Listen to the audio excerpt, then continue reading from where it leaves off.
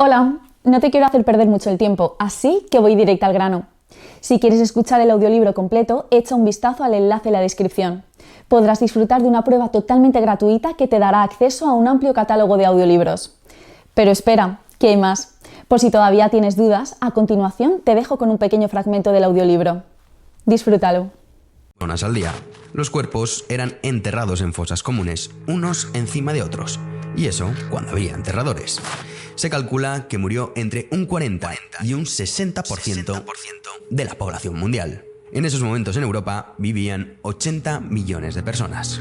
Nos lo explica el profesor de microbiología Estanislao Nistal. La peste fue una pandemia que asoló a la humanidad en distintas etapas de la historia. Quizá la más conocida sea la ocurrida durante la Edad Media. Fue una enfermedad causada por la infección de una bacteria llamada Yersinia pestis, que se originó en una ciudad que está en la península de Crimea, que se llama Cafa. La ciudad la estaban asediando y pues en un momento dado lanzaron cuerpos de personas muertas a la ciudad. Se piensa que eso fue el origen de que esa ciudad empezara a propagarse de manera descontrolada esta infección y que luego se extendiese por distintas ciudades del Mediterráneo y luego por el resto de Europa.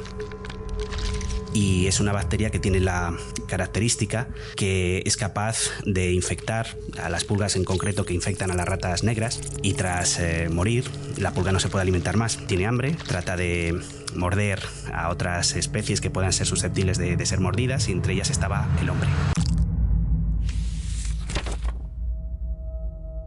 Con tanto espanto había entrado esta tribulación en el pecho de los hombres y de las mujeres que un hermano abandonaba al otro y el tío al sobrino y la hermana al hermano y muchas veces la mujer a su marido y lo que mayor cosa es y casi increíble, los padres y las madres a los hijos, como si no fuesen suyos, evitaban visitar y atender.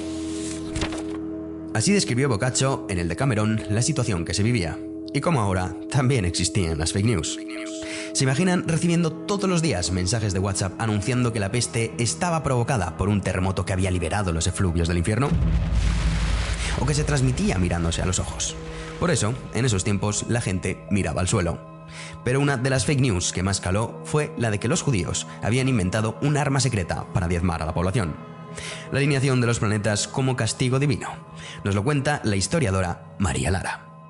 Eran fake news que se transmitían por los canales que había, que era sobre todo la oralidad y también los pliegos de cordel y las coplas de ciego, pero viajaban, aunque nos parezca sorprendente que pudieran recorrer leguas, vemos cómo esas falsas noticias se iban transmitiendo de unos lugares a otros. Acusaciones graves hacia personas que se sentían indefensas, como los judíos, o como sigue pasando lamentablemente en la actualidad, cuando en determinadas comunidades de África se acusa a las mujeres viudas de propagar el SIDA o a los niños albinos de ser los responsables del ébola. Muchas comunidades judías fueron acusadas de contaminar las aguas y los pozos, y en algunas ciudades como Maguncia y Colonia la minoría hebrea fue eliminada casi por completo. En Estrasburgo, por dar un dato, en 1349 casi 1000 judíos fueron quemados. Desgraciadamente, también ante la pandemia de coronavirus hemos visto cómo ha habido gestos insolidarios de determinados vecinos hacia personal sanitario que vivía en su edificio. Y en ese sentido, podemos hablar de las incomprensiones en la historia y de los chivos expiatorios. Los judíos eran en la Baja Edad Media los que tenían una ciencia médica más avanzada y sin embargo se los acusaba de contagiar. Lo cierto es que el punto álgido de esta enfermedad fue de 6 años, de 1347 a 1353.